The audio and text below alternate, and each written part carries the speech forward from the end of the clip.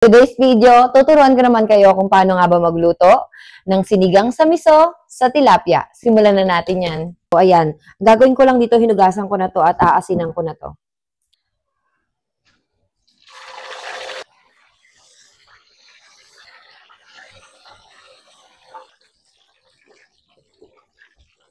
Pwede na to. Pwede na to. Iset aside lang natin to at gagawin na natin yung next step. So, ayan. Para sa ating panggisa, gagamit lang ako ng sibuyas, bawang, at saka ng kamatis. Okay. So, pagsama-samahin ko na yung lahat kasi bakit hindi, diba? Ganon din naman yun. Yan. Pag pwede na, pwede nyo nang i-add yung inyong miso paste. Ito yung aking gagamitin. Kasi wala po dito yung nabibili na regular katulad ng sa Pilipinas. So, yan. Maglalagay lang tayo ng kaunti lang. Mabibili to sa mga Asian store, ha? Kung may mga Asian store na malapit sa inyo, hanapin nyo lang yung miso. Marami yan. Durugin nyo lang. Pagkatapos, pwede na kayo mag-add ng tubig. So, yan.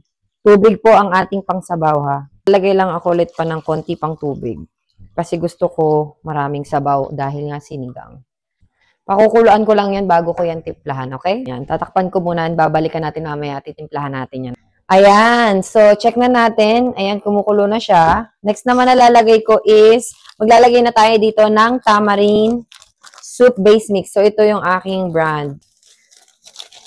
Ingatan kong maasim na. Kasi gusto ko guys talaga, mahilig ako talaga sa maasim na sinigang. Asin, konting asin lang. Yan, so maglalagay din ako ng paminta. Konti lang. Lagay ako ng siling haba. So, Korean pepper yan, ha? Yan lang meron dito sa amin, eh.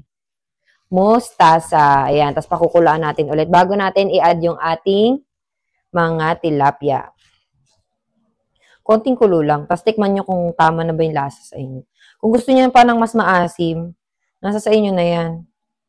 Tikman natin ulit. Yun na. Nahalo ko na yung tilapia. Pero hindi ko ilalahat, guys, kasi mga bata. Hindi naman sila mahilig sa... Pa natin yan. And then, ayun na guys, check na natin. At ayan, pwede na yan. Huwag nyo pong pakuluin ng sobra yung inyong tilapia dahil luto na yan eh. Kung sa inyo ay kulang pa yung lasa, tikman nyo ha. Pero ako yan, okay na yan sa akin. Yan na. Luto na ang ating sinigang sa miso sa tilapia. Kain na tayo.